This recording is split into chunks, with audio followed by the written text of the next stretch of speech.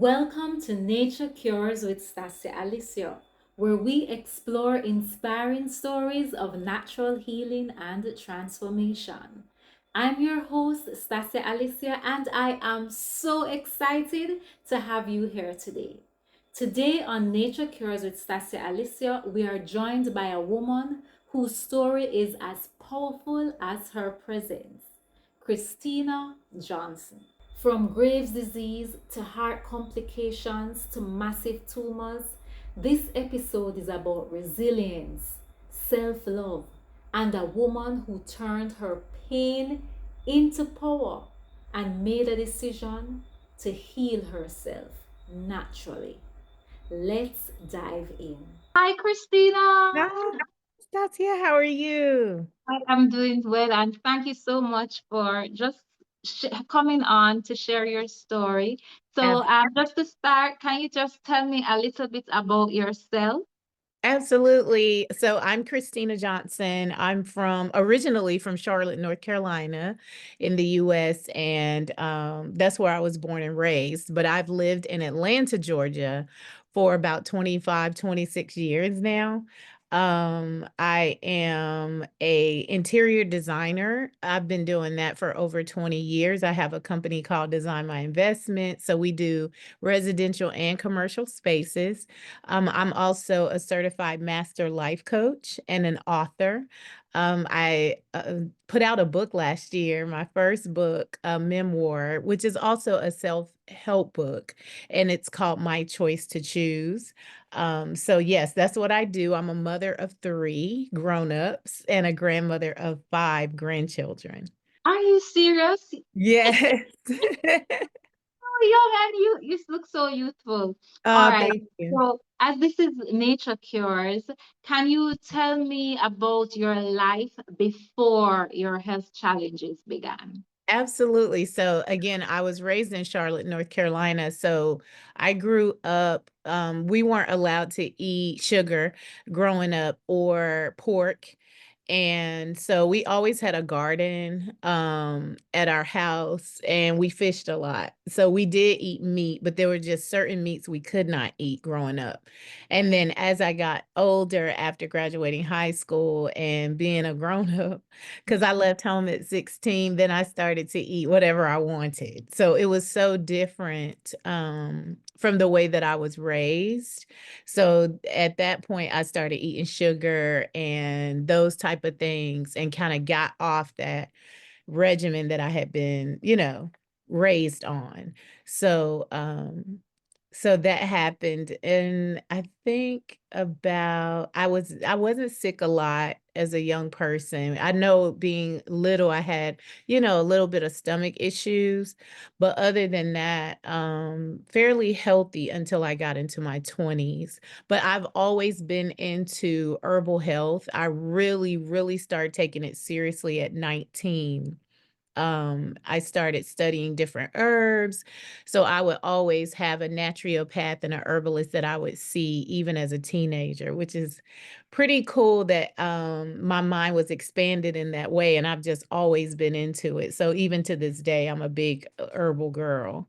Um, and I fasted a lot because I grew up in the church in Charlotte. So we would fast. And so every season in my 20s, so at the beginning of winter, summer, spring, and fall, I would fast. And so I hadn't fasted more than 25 days straight until I was in my 40s. And then I decided to do a 40-day, 40-night fast on just water.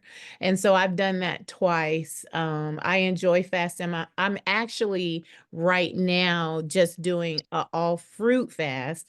Um, where I'm only eating fruit for 120 days. And today is actually day 45. I'm on that as well. Well, I not saw on that food. on your I'm page. doing raw. I'm doing raw, but I'm just Yeah. saying 120 days as well. But Yes, I I will saw not. that. I saw I it on will your not page, and I said, say "Uh, 50. that is wonderful." When you said you do a seasonal fast, is it always a water fast? Most times it would be a water fast, or I would do a juicing as I got older. I've also done this thing they call the master cleanse, where it was like fresh lemons, water, and then you would put cayenne pepper and what was it? Maple syrup. So it was almost like a natural lemonade and drink that only. So I've done Oh, a master cleanse at, those seasonal fast or just water and then eventually juicing. But I didn't grow up on the whole juicing thing. That happened later. So mostly it would be water. So I wouldn't okay. eat at all. Sometimes I do a dry fast, but I'm not a big dry faster. Usually it's at least water. Okay. In Yeah. 2023, just before your 50th birthday, listen, people, can you believe that this young woman is 50? Anyway, in Thank you. 2023, just before your 50th birthday, you were diagnosed with two diseases, two illnesses. I'd want you to pronounce them. So, what led to those diagnoses, and how did you receive the news emotionally and spiritually? So, right before I turned 50, I had gone to the doctor. That was 2 years ago. And the doctor told me that my heart, my EKG was abnormal.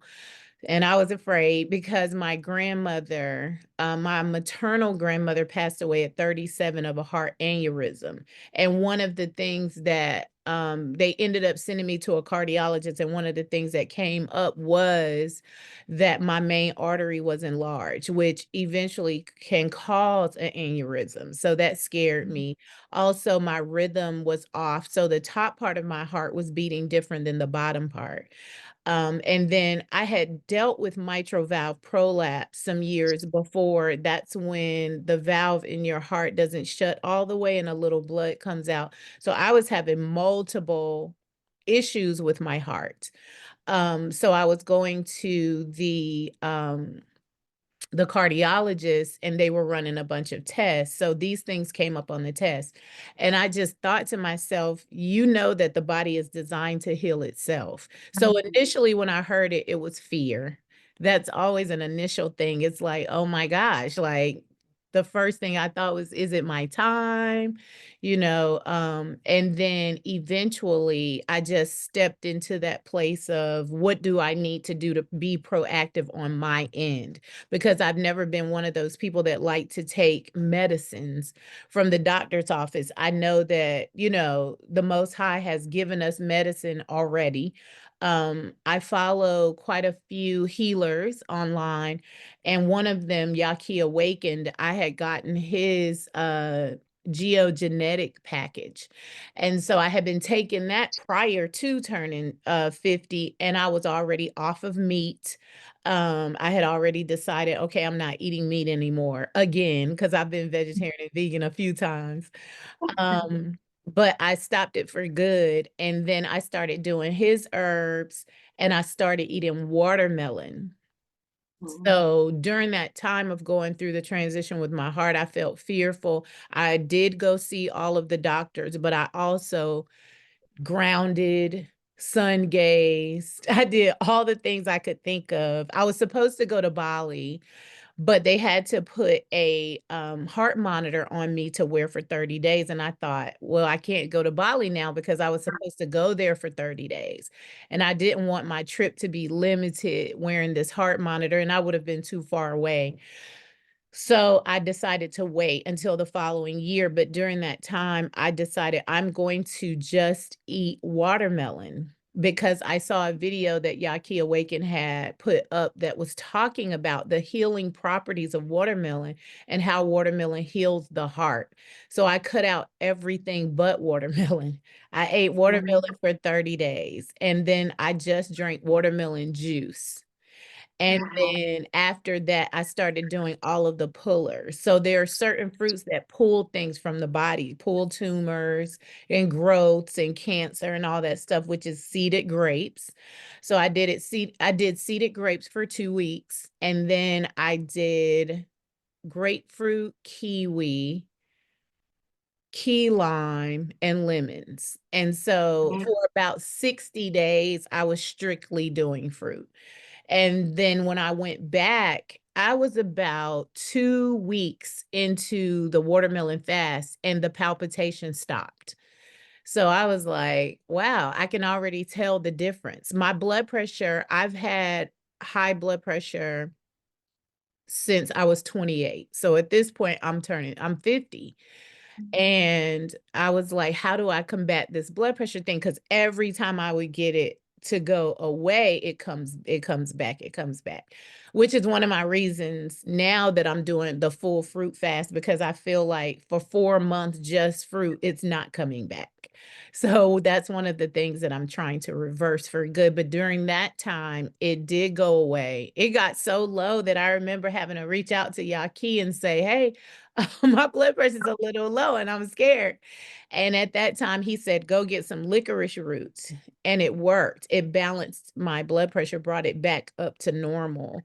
Um, and so during that time, I was eating that. The 2 weeks in, it started to stabilize. And then maybe almost the month was almost up, and I went to get more tests run. And that's when they told me everything looked normal. So everything, Wow. yes, everything You started. said you did the lime and the lemon. Is it that you juiced it and added Mhm. water?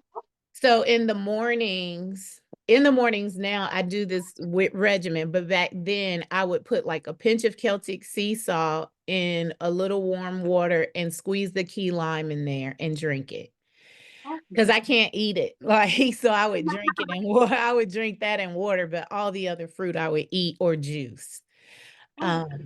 And I don't know what it is. It's like I was talking on live this morning about once I make my mind up to do something, that discipline just kicks in. It kicks in. And I think that people don't understand that it's not like a superpower, it's really a choice, Yeah. right? So we just have to make the choice and make the decision to take the best care of our bodies, because this avatar, yes, it is temporary.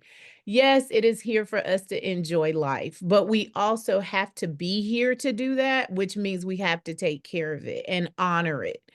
And so my book actually is called My Choice to Choose because of that. It's like no matter where you come from, what your background is, once you become an adult, you get to choose your outcome. You get to choose how you decide to move, in your life, what you decide to eat, and all of these things. It's like I woke up this morning, I was like, okay, I could sleep a little longer. I could go to yoga, get up. So it's really about when you wake up in the morning, everything is a choice. So choose to do the things that are best for you, not just what makes you feel good at the time. Because a lot of things that make us feel good at the moment may not be good for you. And yes, you are to be happy and joyous and live a great life. But some of the things like a yoga or like a breathe meditation, these things can also become very fun and very good to us once you get in the habit of doing it. So really it's about just making a choice to take the best care of your body that you can. Thank you for that. I love that. So I recently learned about Graves' disease because an artist from Jamaica, Vibes Cartel, had it. Mhm. So that's how I first learned of it. You were previously diagnosed with Graves' disease in 2009, was that Yeah. right? Uh-huh. Can you share with me what your journey with that condition was like? So in 2009, I got diagnosed with Graves' disease. I noticed that I had lost a ton of weight. So I had been the largest I had ever been in my life at this time. I was in my 30s, early 30s, and I was like 175 pounds. And for me, that was big. And so I was like, oh, I'm going to hire a trainer. So I hired a trainer. And then I said, I'm going to exercise. So I started doing this exercise program and a detox program and started exercising every day and losing weight. But then I noticed that I couldn't stop losing weight. So I got really, really small. I noticed I was having heart palpitations. One of the symptoms is your joints get very smooth, your elbows, your knees, it's weird. Some people lose their hair. Your appetite is increased. You're eating, but you're not gaining any weight. I was very anxious, impatient. I could tell that it was messing with my emotions as well. And I remember during that time having a growth in my tummy. So I went to the doctor for the growth, like, oh, I need to get this out. I don't know what's going on. And that's when she noticed you are tiny and you have a goiter, which I didn't know what that was. So the butterfly shaped gland in your throat is your thyroid.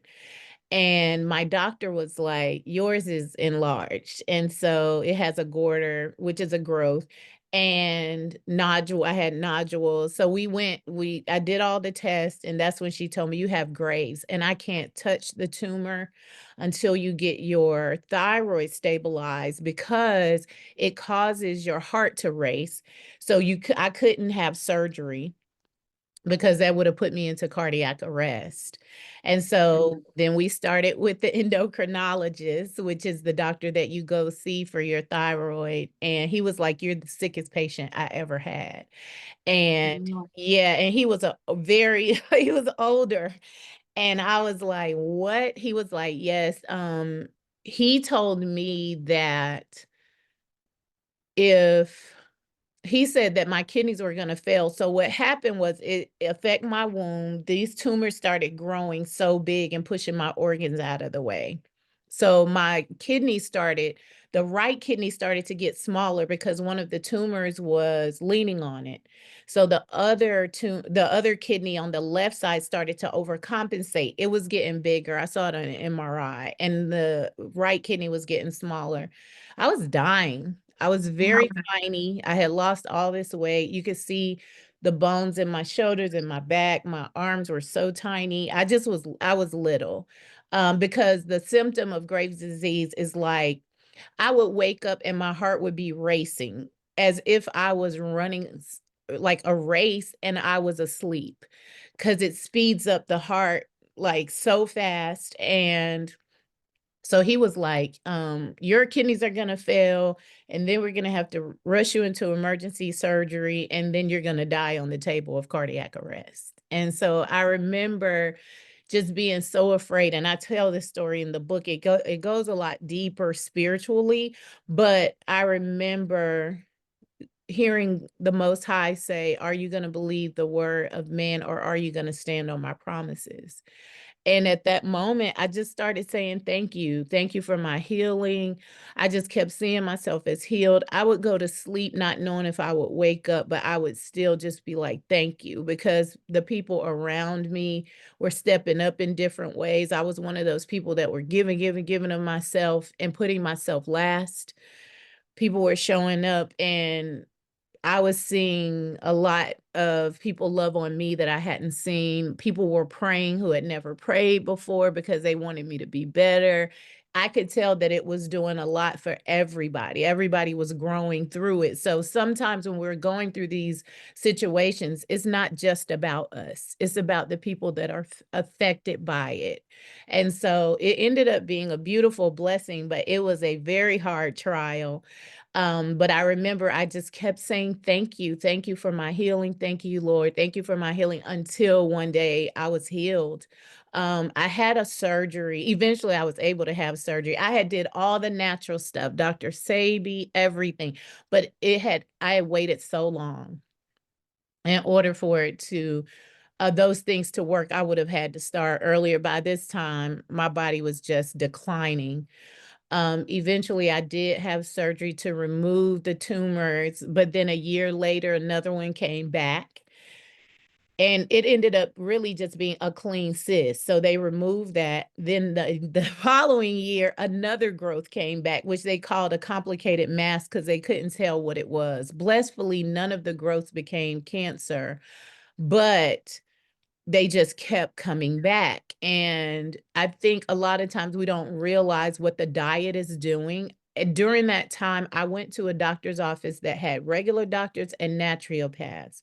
They started doing tests on the foods that were not affecting my blood, you know, in a positive way. So I had to cut out soy, gluten. There were so many things, especially the way that they process food here in the US, that was making me sick.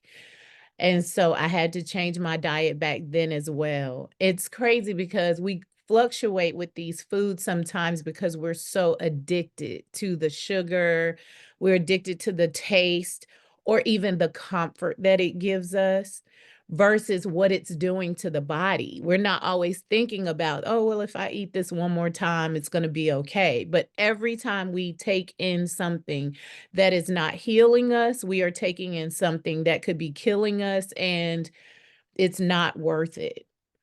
It could be having a diverse effect on the body. So now I'm just finally at the point where it's like, okay, Chris, this is it. You're going to walk it out, and this is what you're eating.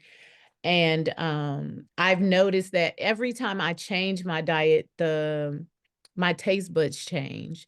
And so the things that I used to want, I don't want anymore. So it's really, again, about making a choice and being disciplined in that choice as far as the eating is concerned.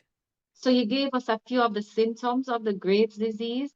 Can you just tell us, just for the purposes of those who have no idea what that is, what is Graves' disease? So Graves' disease is an autoimmune disease that attacks your thyroid, which is the butterfly-shaped gland in your throat. A lot of times it's caused from leaky bowel. So that's when you're eating foods that have lectin. And lectin is like a granola, a tomato, eggplant even.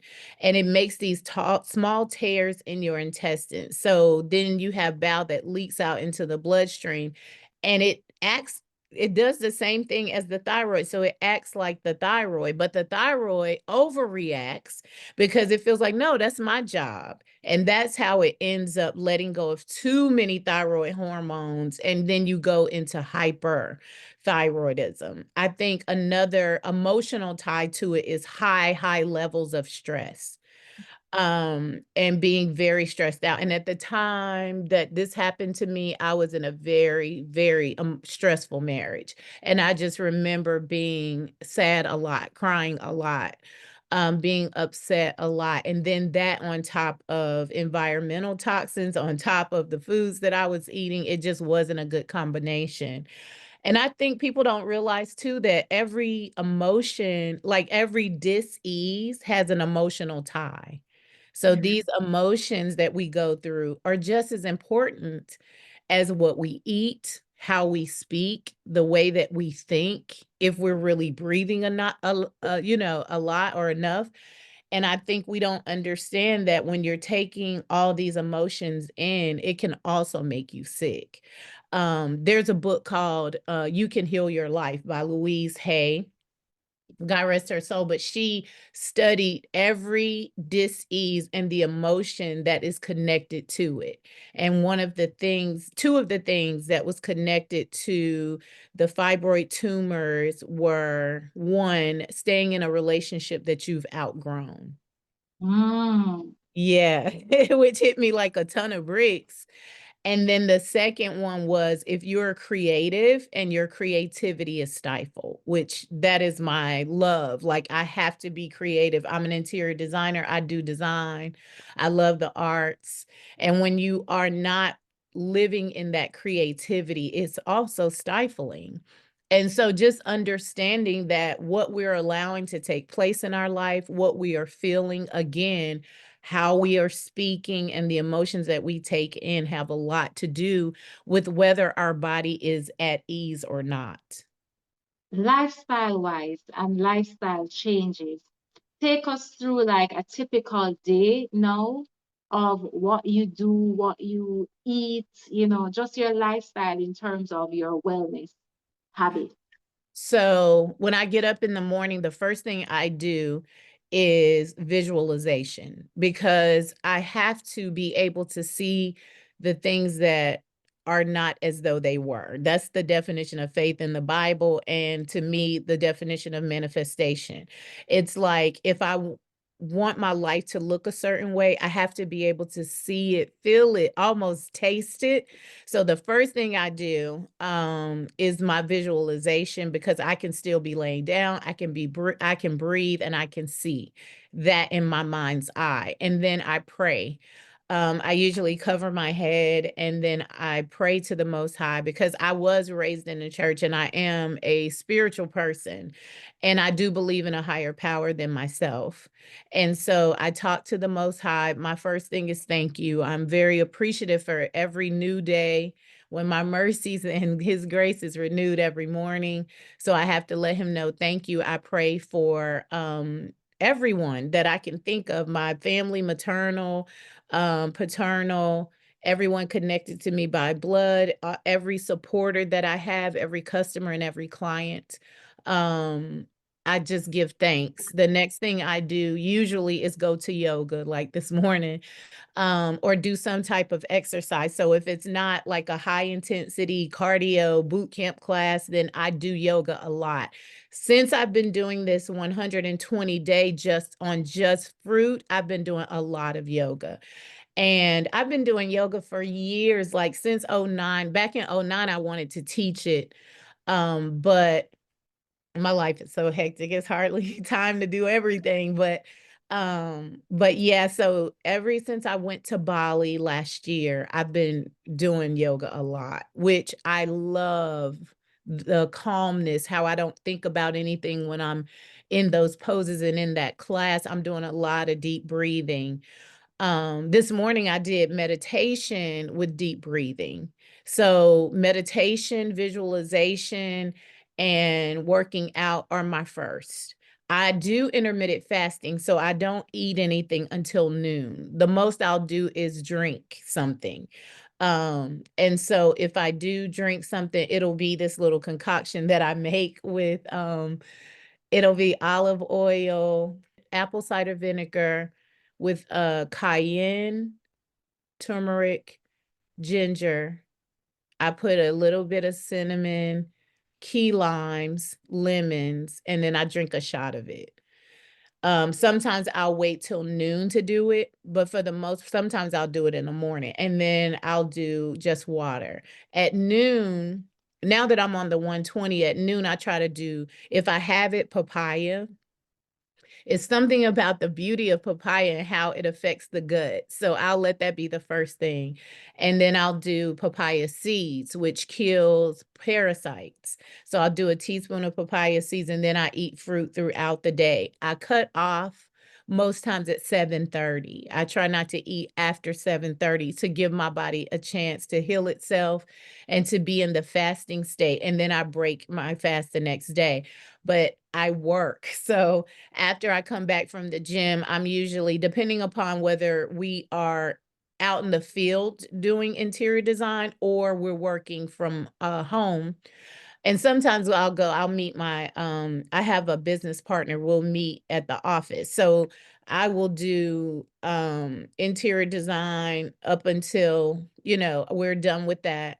I'm also a life coach. So some days I will do my clients. I try to save them for Fridays because the traffic is so bad here.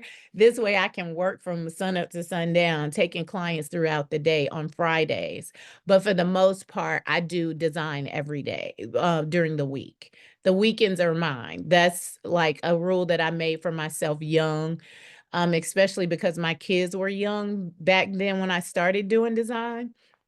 So I wanted to be able to spend my weekends at home.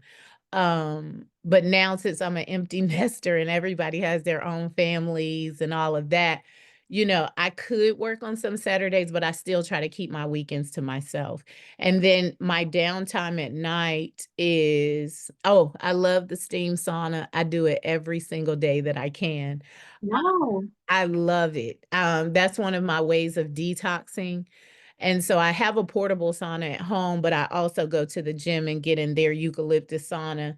I'm addicted. And so I'll do that and shower at the gym and then work. And then in the evening, before I go to bed, I do visualization again. And that's just me breathing. Usually by the time I'm done with that, I'm asleep. I do try to go to bed early. I've noticed the last few months I was going to bed super late and now I'm back to going early. So that feels good as well. So usually that's my regimen. And I do lives throughout the day. If I have speaking engagements or interviews like now, I'll make time for those during the day. But for the most part, that is my regimen. And I think being regimented is a great thing too, because you're in the habit of doing something all the time. And it's okay to switch it up, so you don't just get in it and there's no feeling there. I'll switch it up sometimes and okay, I'm going to pray first, or I'm going to do meditation, or I'm just going to save my visualization for tonight. But for the most part, it just works for me to go ahead and do, everything the same way every day. It's just my way and it works. Yes. Love that. You said for the sauna. Do you do the sauna before you shower or after you shower? Before. Oh, before So, you. yeah, so at the gym, they like you to rinse off though, like before you get into the sauna. So I'll finish my yoga class and then rinse off, get in the sauna, steam sauna, and just stay for about tops. I could do 40 minutes, but it's so hot in there.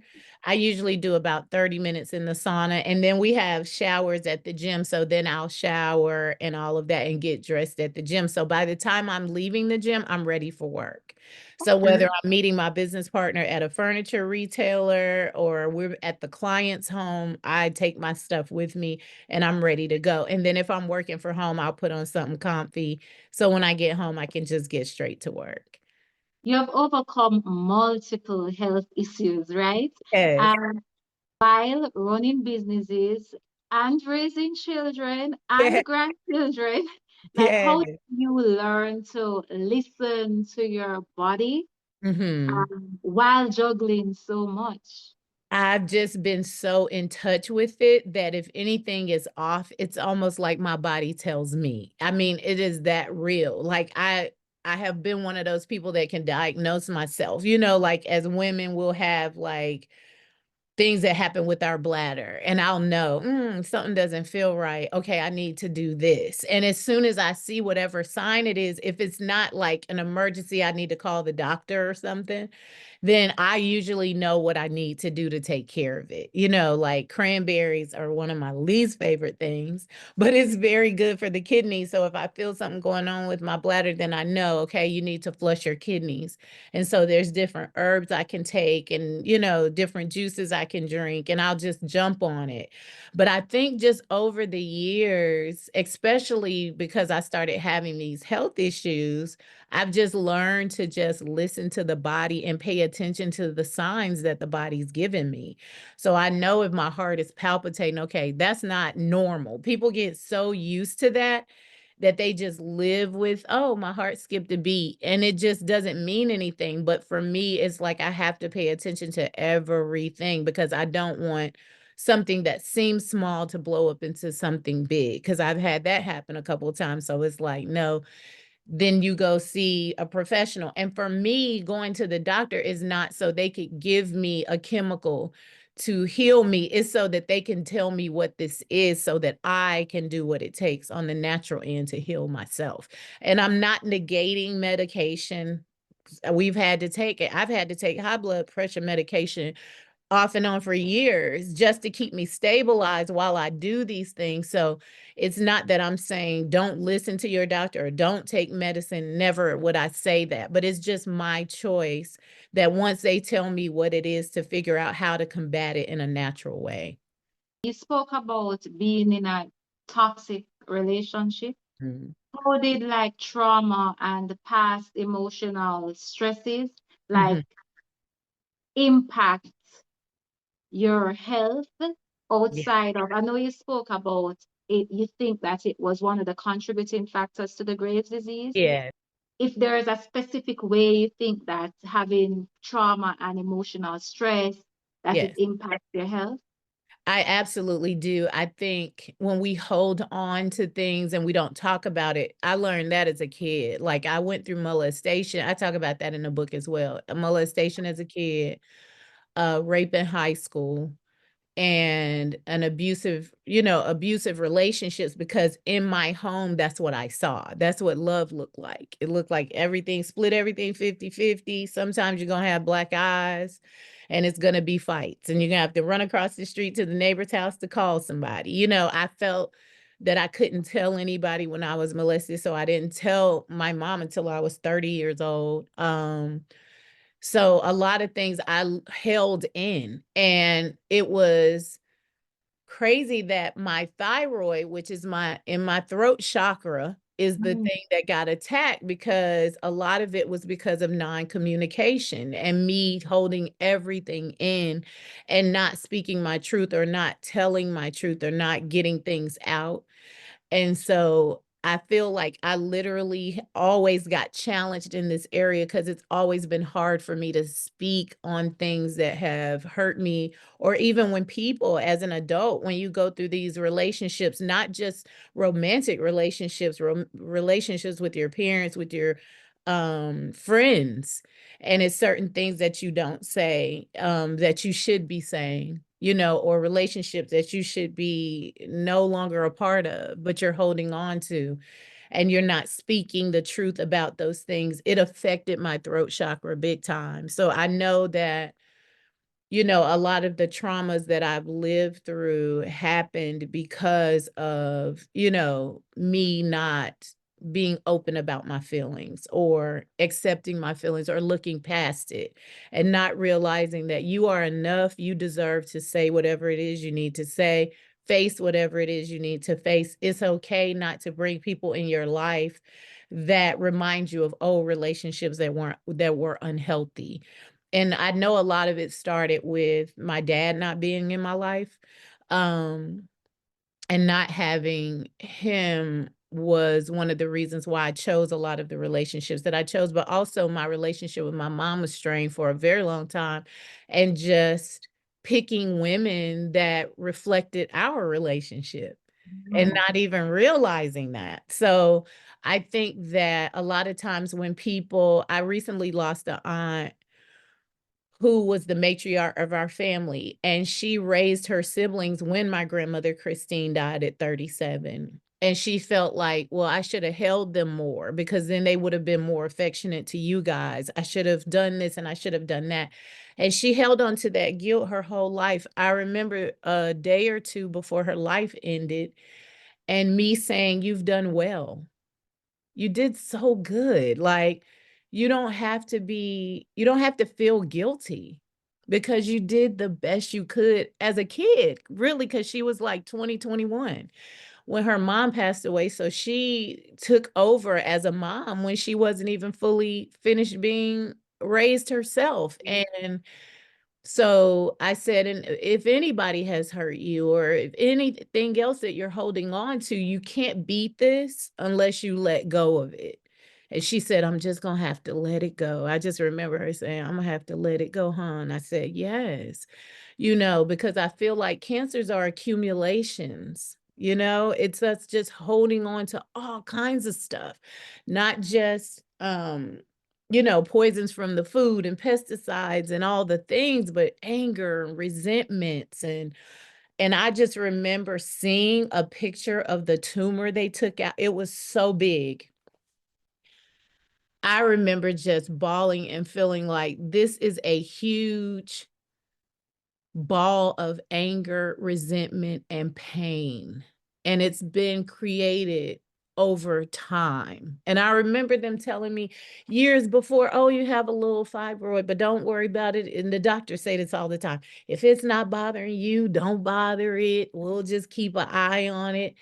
And that little ball of disappointment because my marriage didn't work, or, hurt and pain from all the relationships that I've had that didn't work out or weren't healthy, and the anger from it, and the resentment, and the, pain from it, and all this stuff just accumulated into this big, large tumor. I felt like it was an outward expression of all the things that I had been through over these years. And so we have to be mindful that everything that we go through is affecting us. And it's up to us how we deal with that, so that we don't create these things in the body.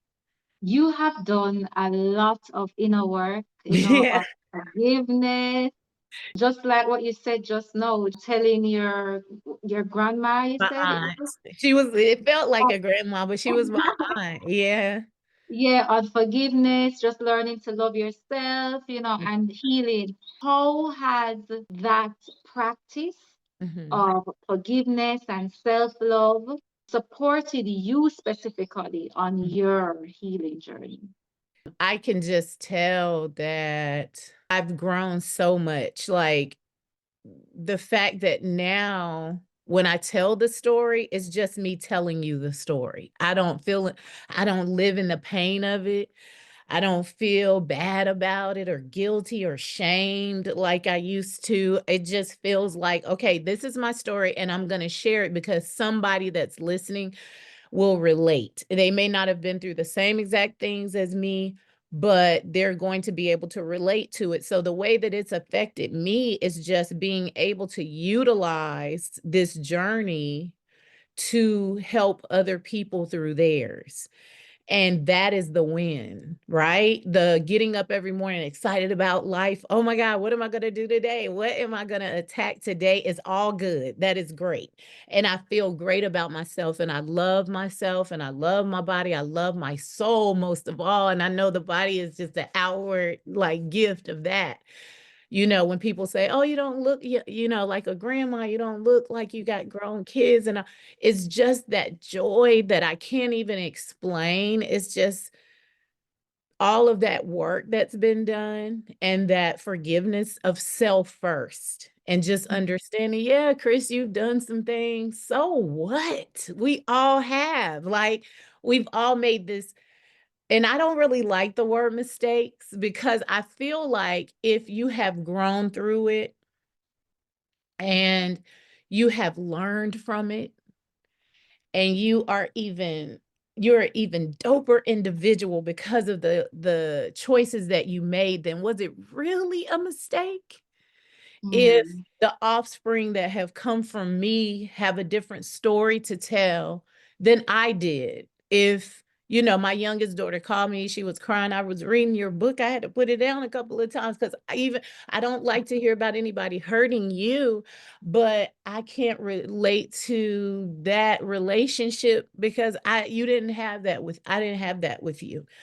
That's a win, right? That's what it's about. The fact that if someone jumps on my live, like I tell them all the time, like, your heartbeats are precious and I honor it. But the fact that you even want to hear anything I have to say is a win. Like, it is so special, so bigger than me and what it's done for me. The fact that I'm able to share it and other people are moved to do something different in their lives, moved to change relationships or even how they show up. Because a lot of times we're the common denominator, we may be the problem. But to say I changed my attitude in my marriage, or I don't talk to my husband the way I used to because of something you said, or I might help, my relationship is healthier because of something you said, or I'm taking better care of myself because of watching your journey. That's what the that's the prize. And that's bigger than even the beauty of healing has given me because again, I realized being ill that it's not just about me or what's happening to me, because really it's happening for me. It is happening to me. I don't like when people say it ain't happening to you, it's happening for you. No, it's happening to me. It hurts. I feel it. But what other people are gaining from my journey is much bigger than just me and what it's done for just me because it gives me purpose. I know that's why I'm here and everything I went through was purposed. And so I call the people that have been the hardest on me, whether it's been abusers or people who have talked down to me or been mean to me or, side eye you or treat you funny, my greatest teachers, because these are the people that push me into becoming my greatest self. And even though they may not have done it for that reason, their abuse or their pushback or whatever it was has helped me to become a better woman. And so I am grateful for them being my greatest teachers, because I feel like you came on this earth to elevate me. And even though your elevation may have come in a way of being mean or whatever it is, I am still grateful. Wow, you spoke about the impact that just you going through those experiences Mhm. have on people, just inspiring people in that way. Tell us Yes. about your coaching work. Like, Mhm. how are you helping women rewrite their stories Yes. and reconnecting with their purpose, the way that you have connected with yours?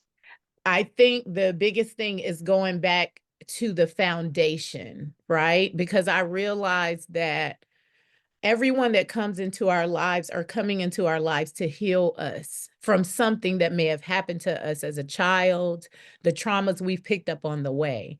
So a lot of times when I coach, they may come to me for a breakup, or they may come to me because of this job loss, or they may come to me for something present.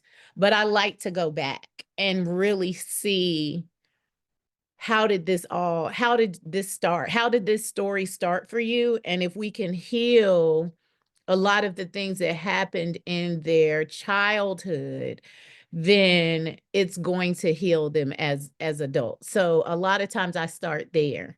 And I tell people all the time, a life coach is a person who is kind of like football. You have to run the plays.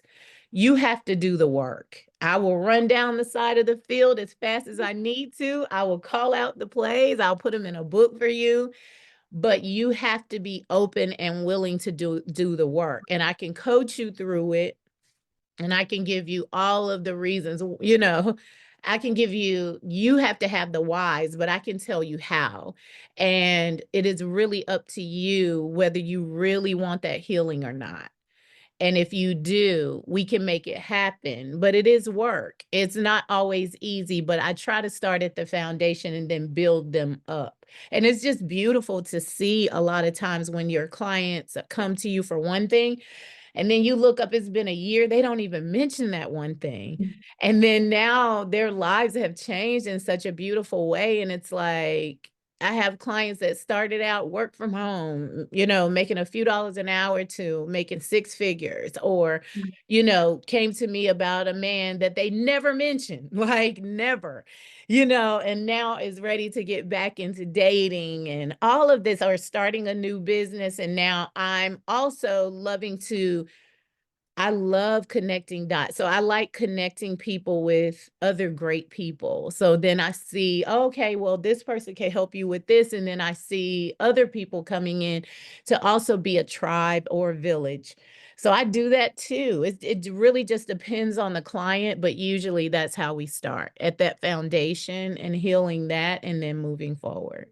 What do you think are the most common things that are holding women back from healing, whether that's emotional, Mhm. physical, spiritual, mental healing?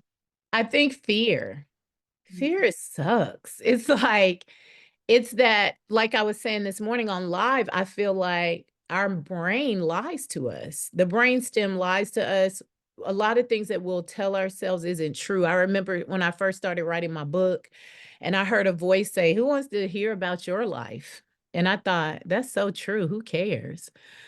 And I stopped writing for some months. It's like, that voice wasn't even telling the truth, because I made bestseller on Amazon in different categories and people love the book. And it's like, but we will allow our fear, or that voice that's not true, to stifle us. And I think the best way to combat fear is to do what scares you, right? Do it scared is one of my biggest mottos. Just do it, even if you have to do it scared, just do it. Because you'll find out, and Will Smith says that on the other side of that fear is so many great rewards, right? But we are so afraid. I think women are afraid, and I think sometimes they haven't like forgiven themselves and released that old stuff. I think that sometimes holds us captive. because we feel like, well, I shoulda, coulda, or would have. But why not now? If it was meant to happen, then it would have. You have now. I always say I want to go back to when I transition, I want to go back to the most high empty. I want to say I used all the gifts you gave me, and even some of them I used you didn't give me, but I tried it anyway. Might not have been good at it, but I didn't let it stop me from trying. Even if I was afraid to do it, I would do it. And so I would just say, learn to step out on faith and just realize that fear is not a real thing. Yes, you feel nervous. Yes, you feel scared. But the feelings that come along with fear aren't real. Like, how do you know that the outcome is going to be bad? And I always say it is what you say it is. So be mindful of the words that you speak, because I feel like some of us say a lot of things. We were grown, like we were raised being told things that aren't positive. And now Mhm. we've made those some of our mantras, but a lot of that stuff isn't true. So be mindful of the things that you're saying and the feeling that you're putting out when you're saying the words, because I think we're energy beings. So what the energy we put out when we're saying something could be the difference between it really happening and happening fast or not. And I think sometimes we speak negative things over our lives and that stifles us. We believe negative thoughts and that stifles us. The fear of what could, should, or would happen stifles us. And we don't really give life a real chance. And another thing is just holding on to old stuff, old conditioning, things that your parents may have said to you that wasn't kind or wasn't real, wasn't true. Just because they're our parents doesn't mean that they're right.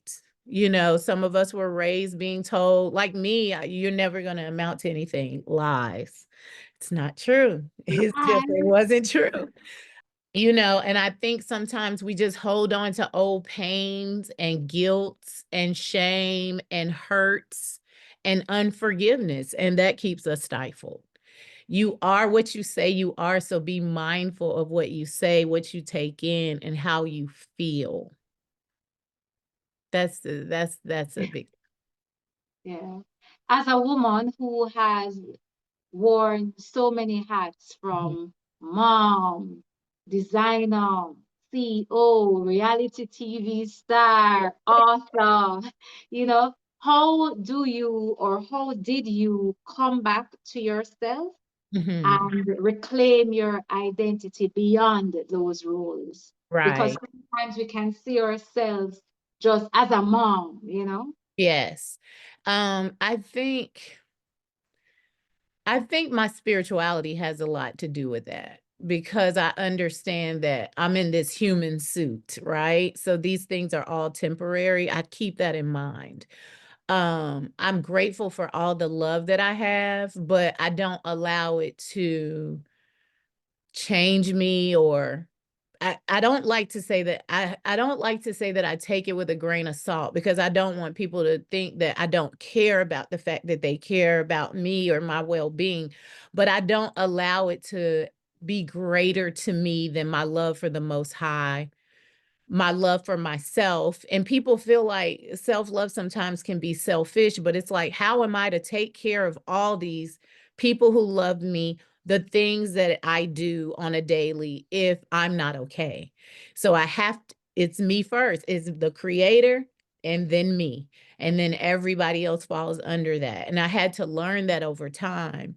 I think I've just learned to put my spirituality first, and that's what keeps me grounded. So I no longer get lost in the title of mom or grandma now. And at the time, I remember losing myself in my marriage when I was married, and I don't get lost.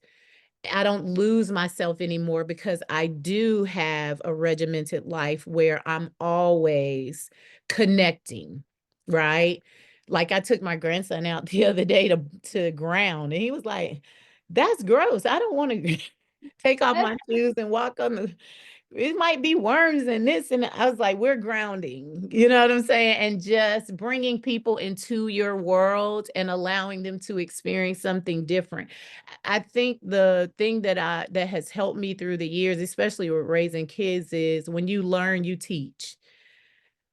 First of all, you have to live the example. You know what I mean? So you try to be the best person you can be, because you know your girls are gonna mimic their mom, and your sons are gonna look for their mom's, qualities in their wives. So I've always tried to make sure that my home is my first ministry. It's nothing I'm gonna say on here that I haven't told my children first, or my family first. And then the world gets that after the fact.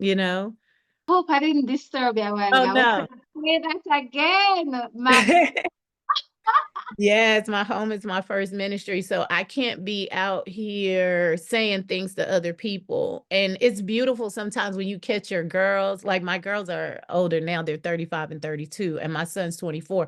But when you catch your girls giving advice to their girls, and you hear it, and it's like, I said that, or I told them that, or I taught them. It's no prouder, I think, moments that I've had than seeing my children just become great individuals because of their upbringing. You know what I mean? Not that I was perfect. I had my first daughter when I was a kid. I talk about that, not knowing who her dad was because I was promiscuous, and things of that nature I talk about in the book. But like, over time, as I grew to become a woman, at growing into a woman, as I would learn, I would teach. Like I said, I was in the herbs at 19. Those are the things that they would be privy to, and just seeing me evolve as a woman. And so that's a big deal for me. Like, just making sure that the people around me are getting what they need.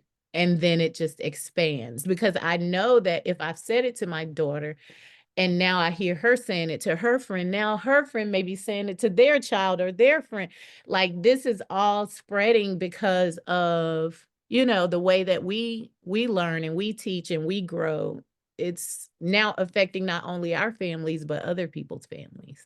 It only takes a spark to get a fire going. Yes, I love that. How did you? Because I hear you saying that, having children so young, Mhm, how were you able to go through all of that and turn your pain into mhm. power? Yes. How were you able to do And I that? always say I've learned to turn my pain into compassion as well. And I think it was just, again, I keep referring back to my book. It's a choice.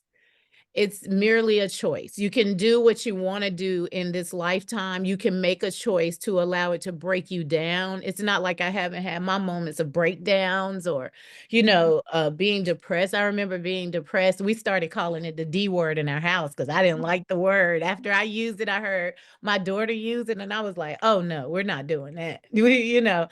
But I just remember having my moments, but not staying there, and being able to move forward, really just making a choice, just choosing to walk in my light, walk in my power, to use the past situations to empower instead of allowing them to beat me down or break me down, and just saying, okay, this happened to me, but how can I turn it around to work for me and everybody else? Like, and that is it. Like, to share it is power.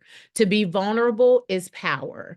To, use it to bless other people, to tell the story and to help other people, that is power. And I think that's what I did. I just said, in our culture, a lot of the times we're told what goes on in this house stays in this house. And you're not supposed to talk about people, but talk to other people about what's going on. But it's like, I'm choosing different. And I think I just made different choices. Like, no, I'm going to go to therapy. I'm going to see a coach myself. I'm not going to stay in this relationship for years like you did and take someone's abuse. I'm leaving. It's really just about us making choices that are going to be for the betterment of ourselves, our families, and everybody else that is connected to us. Now that you know how your body works, what Mhm. are some non-negotiables for you as it pertains to wellness, self-care, self-love? non-negotiables, anything that brings me hurt, pain, whether it be food, I can't have it. If, like, for instance, falafel, that's not a bad thing. I love chickpeas, but it's been a couple of times I've had falafel, and I don't know if it's because it's fried, but when I eat it, it makes my stomach nauseous, right? For me, that's my body saying, I don't want it. Now, some people will have gas, heartburn, indigestion, but they will still eat the same things as bringing them pain. I don't allow food to do that to me. Once I see that this doesn't agree with me, I'm not going to have it, right? That's me making the choice for food.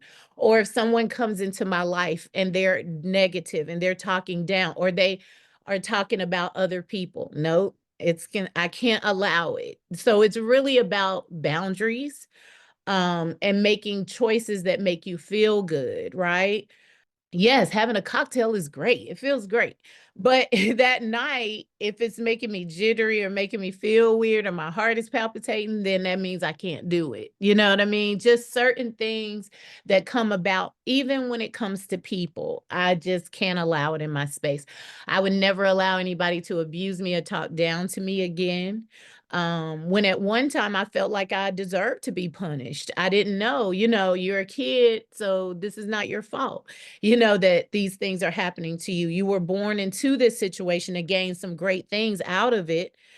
Eventually, you'll learn that later on down the line. But no, I'm not going to invite, these negative energies in. I'm not inviting them in. And so just me having setting these boundaries for myself, whether it be about food, work, even with work, like I said, I love being in a creative space.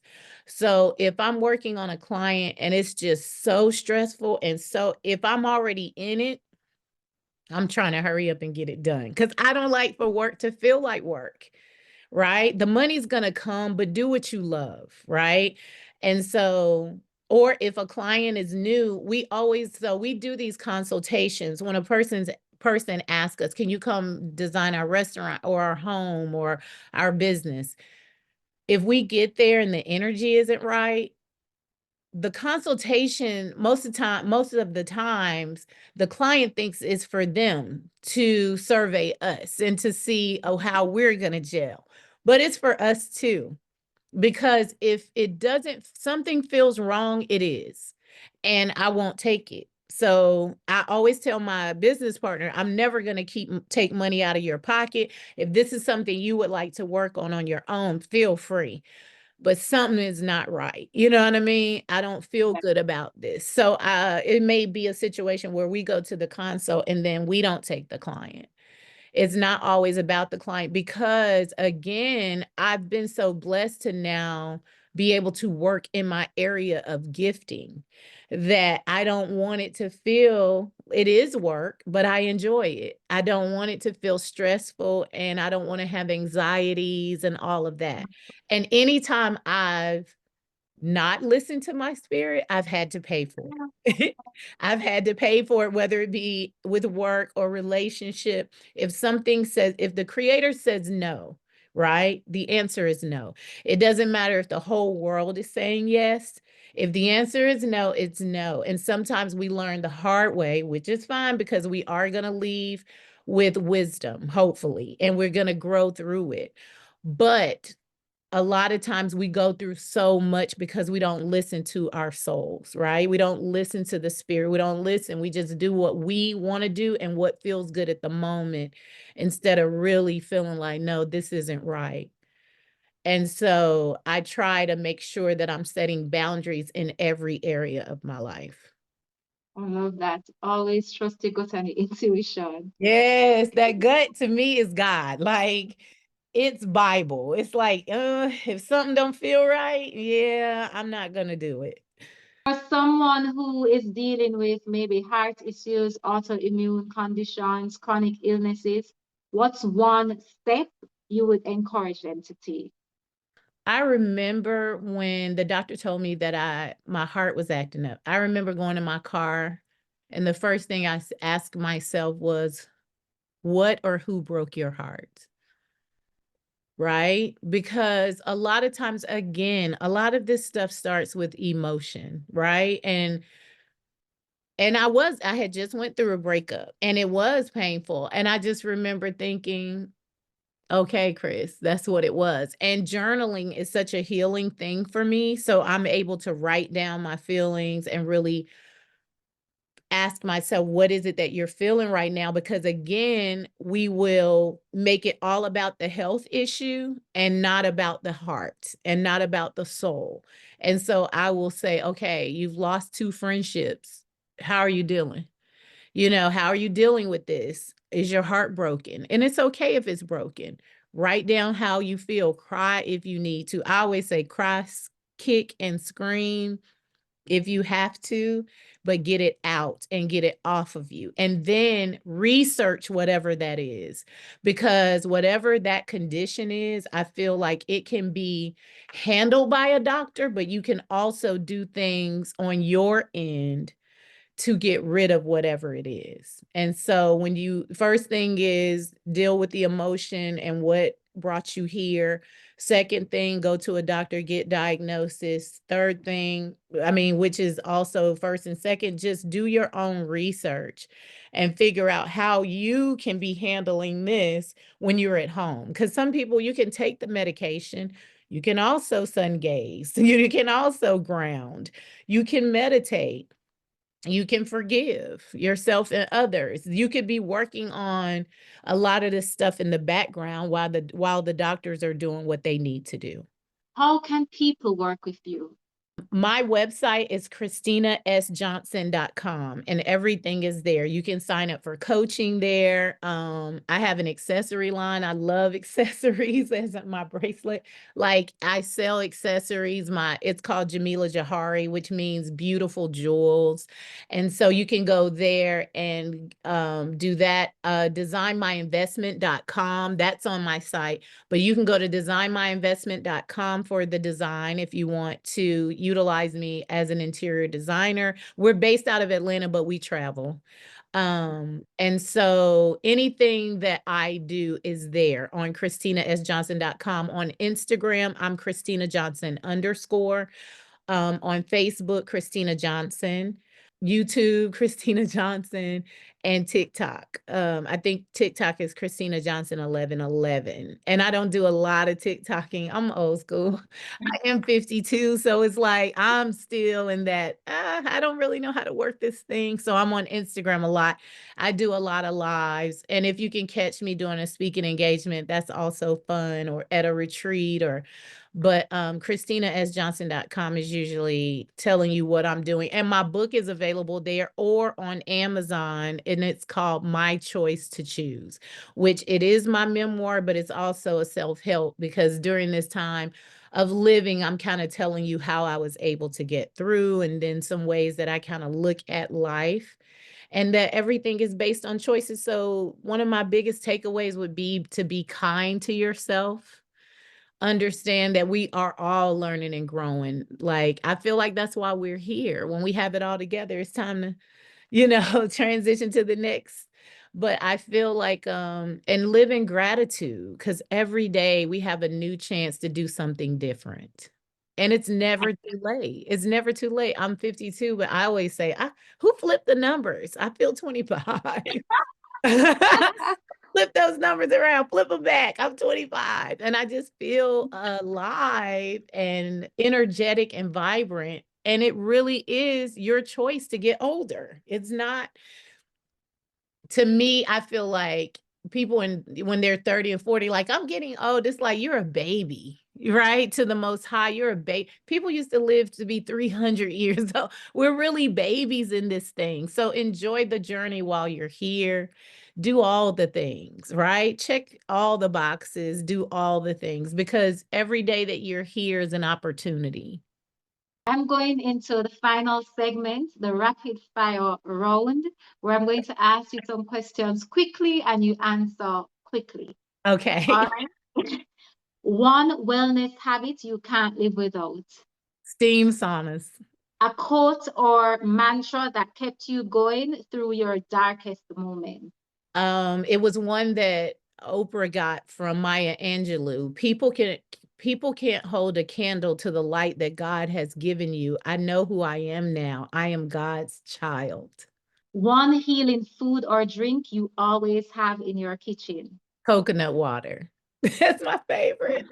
One thing you've learned to say no to that protects your peace. Ooh, one thing that I've oh well, giving money. Because that's one of the things that was a weakness. Like I used to always just, oh, fix it, fix it, fix it. But it's not our job to fix. Sometimes people have to figure it out on their own. Roots and remedies. If you could give one natural practice to support heart health, autoimmune recovery, or energy restoration, what would it be? Ooh, I would say watermelon. I mean, it healed the heart, but it also hydrates the body so well. So watermelon would be fruit-wise one. Um, ooh, and there's so many herbs. I would say neem. If there was a herb, I would say neem because it's good for getting rid of mucus and beautiful for the skin. If you could challenge our listeners and viewers to try one healing habit for this Mhm. week, what would it be? Ooh, for this week, one healing habit. Ooh, something that I don't do much of, and I would challenge myself to do it as well. Hug a tree. I just keep hearing how powerful it is, how grounding it is. So I would challenge not only everyone else, but myself. I'm going to do that this week a lot. Let's add to our healing playlist. What's one song that always lifts your spirit and reminds you of your healing power? I think it would be Golden from Jill Scott. It's a line in there when she's saying that she hopes that the Most High is proud of her. And for some reason that just I rewind that part over and over and over because every day that is a goal of mine to just know that the Most High is pleased. Can you give us a part?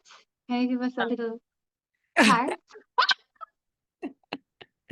I wish, but I don't want to shut all the computers down and all the So, Christina's starter pack. If you had to create a starter pack for somebody beginning their healing journey, Ugh. physical, spiritual, mental healing journey, what would you put in it? So I have a workbook that helps you through your healing journey and a gratitude journal. So my biggest thing is journaling. I would put a journal in there, something that they could keep count of gratitude, like the things that they're most grateful for. And like I said, during my healing journey, just writing down my feelings and how how I'm adjusting to life changes, journaling, a regular journal and a gratitude journal, one. I would put in some type of guided meditation because that's a big deal, being able to breathe. A lot of times we're breathing just enough to keep us alive, but not really breathing. I would probably put a herbal pack in there with, like I said, like a neem and burdock root or something that cleans the blood. um, I would put fruit in there and maybe a prayer cloth so you can remember to give thanks to the Most High and pray. And then, dog, I don't know what else because I would want you to get your body moving, but I don't know how to package that. But for the most part, everything starts with the spiritual self, right? Uh, And so those are the things that I would start people out with. can you just give us like a before and after overview, a short synopsis Mhm. of where you started in terms of health challenges and where you are now? Okay. So started with the health challenges, the first thing that was the heart was an issue because mitral valve prolapse happened and then thyroid disease and then heart issues again.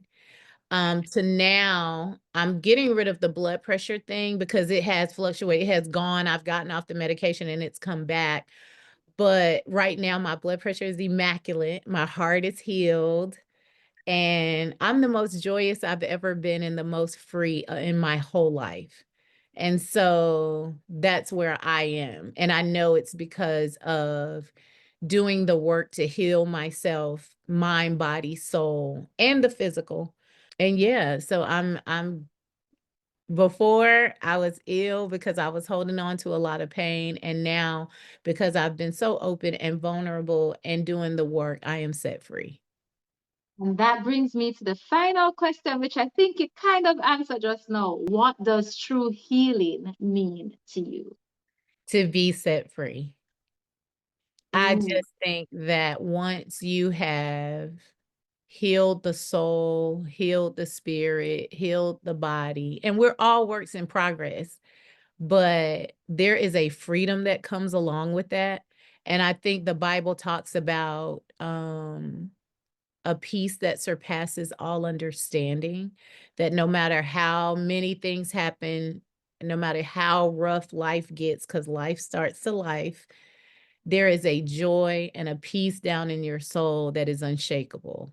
And even when it is shaken a bit, you can always come back to it. And that is true freedom. thank you so much, Christina, for sharing your words of wisdom, for being vulnerable and sharing your experiences, your knowledge. we I I definitely appreciate love, and I know I am absolutely sure that whoever listens or watches will be positively impacted. And of Yeah. course, I'll be sure to put the links to your website and books and whatever it is, your services in the description section so that people can reach out to you. Again, thank you so much You're for welcome. sharing with me. And thanks for having me. This has been beautiful. Your energy is gorgeous. Thank you so much. To our listeners and viewers, I hope that this episode inspired you as much as it inspired me. Remember, healing is a journey, not a destination, and every small step you take counts.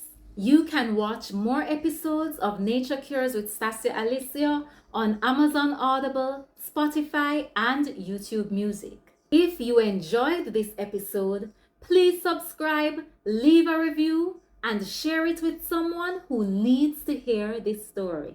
If you're watching on YouTube, please check out the description section for links and to stay connected with me on social media.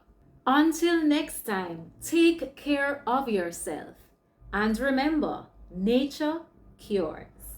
Blessed love.